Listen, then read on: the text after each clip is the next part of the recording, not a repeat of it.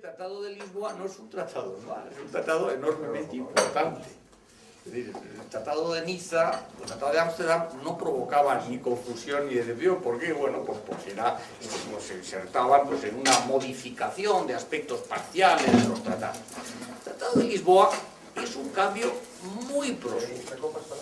O por decirlo de una manera, estamos con un decano de Facultad de Ciencias Políticas, por decirlo de una manera, digamos, más concreta, tiene el germen de cambios muy profundos. Los tratados no cambian las cosas, pero son un instrumento que pueden hacer cambiar las cosas. Y por tanto, seguramente esta confusión a la que tú te refieres es precisamente porque no se habían previsto los cambios que introduce el Tratado de Lisboa. Yo tengo la sensación que en estos años, estos últimos 5 años, que se dice pronto, 5, casi 6, hemos volcado todos nuestros esfuerzos en lograr la ratificación, con todas las vicisitudes que conocéis de ese proceso, y nos hemos preocupado muy poco del contenido y de preparar la entrada en vigor del tratado. Yo creo que eso le ha pasado a la presidencia española, ¿no? De pronto, el 1 de diciembre, pues se ha producido ahí, se ha producido la entrada en vigor, pues porque de pronto ya no nos creíamos que los irlandeses fueran a votar que sí en el segundo referéndum, que el señor presidente de la República de Polonia, pues sí, pues voy a firmar, qué cosa tan rara, y que el señor Klaus, en el último cuarto, dijera, mire, que han firmado todos, yo también. Y de pronto, pues nos encontramos con tratados sobre la mesa. Yo creo que la presidencia española le pilló durante el improviso, ¿no? Y si recordamos, el inicio de la presidencia era la presidencia viejo estilo, de un país que preside el Consejo. No la Unión Europea, que no la ha presidido nunca, ¿no? Esta tarde he mandado una carta, he comprado el sello y me he encontrado que el sello pone Presidencia de España de la Unión Europea. ¿Qué historia es esa? Presidencia del Consejo de la Unión, vamos, Y ahora ni siquiera, ahora del trío, en fin, de los consejos sectoriales, ¿no? Pero al final, hombre, pues hay que ser un poquito, yo creo que más concreto. Bueno, pero eso es una anécdota.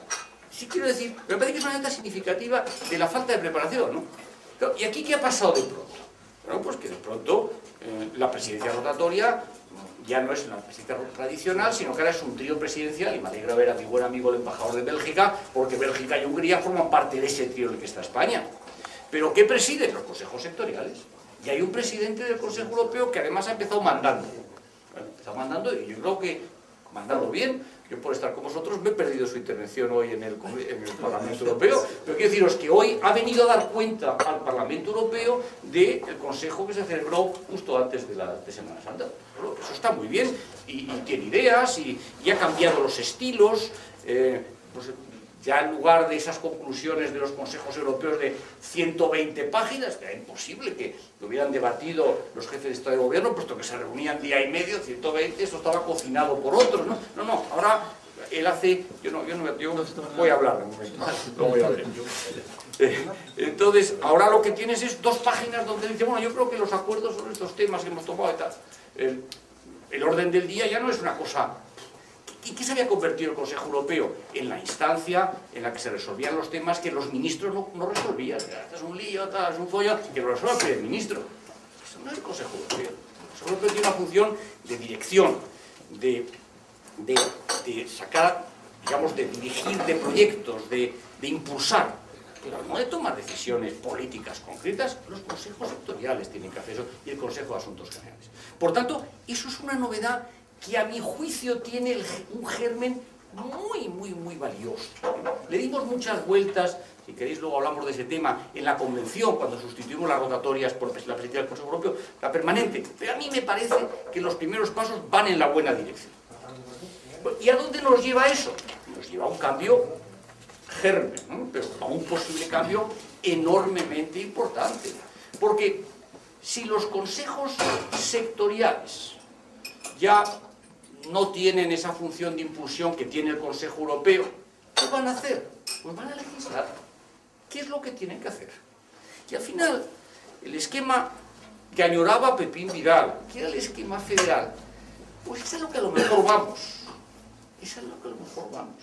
Donde habrá el Consejo Europeo, que dará los grandes impulsos, tomará las decisiones políticas importantes, verbigracia que hacemos con Grecia en un momento determinado, Y a su lado la Comisión será la que, con el monopolio de la iniciativa legislativa preservada con grandes esfuerzos en el Tratado de Lisboa, tomará las iniciativas legislativas. ¿Y legislarán quién? Pues el Parlamento, que tiene ya codecisión prácticamente en casi todas las materias, sobre todo las importantes, y un arma fundamental es el presupuesto.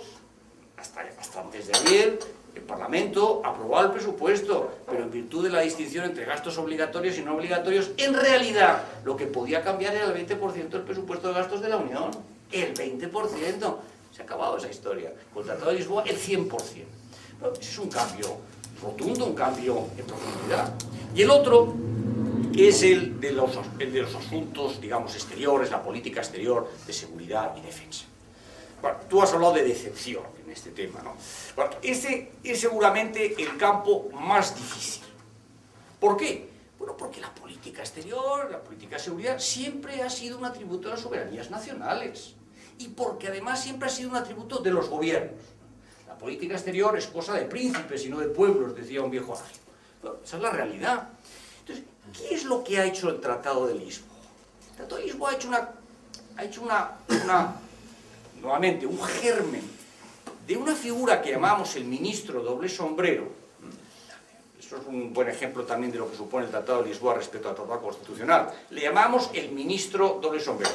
Ahora le llamamos el alto representante. Pero tiene exactamente las mismas funciones que el ministro. Es una cuestión puramente semántica. Lo importante al final no son los nominalismos, son las competencias que tiene. Bueno, ¿por qué salió adelante esa figura? Bueno, porque había, yo diría, dos campos o dos corrientes de pensamiento, ambas legítimas. Una, la que decía, no, esto tiene que quedarse en lo intergubernamental. Pero la situación anterior al Tratado de Lisboa, al Tratado Constitucional, era una situación que no podía continuar. Es decir, el alto representante era el secretario general del Consejo, por tanto, el primer funcionario del Consejo Europeo. Y al mismo tiempo que tenía que ejecutar las decisiones del Consejo, resulta que los medios materiales y personales los tenía el comisario. No tiene ningún sentido. Pero entonces, ¿qué hemos hecho aquí? Lo hemos fusionado. Pero no solamente hemos fusionado, por utilizar los nombres de los anteriores, a Solana y a Benita Ferrero, es que también hemos fusionado a Moratibus. Claro, ese es el juego. Eso es difícil, es complicado y no se hace de la noche a la mañana. Y, hombre, requiere muchos encajes.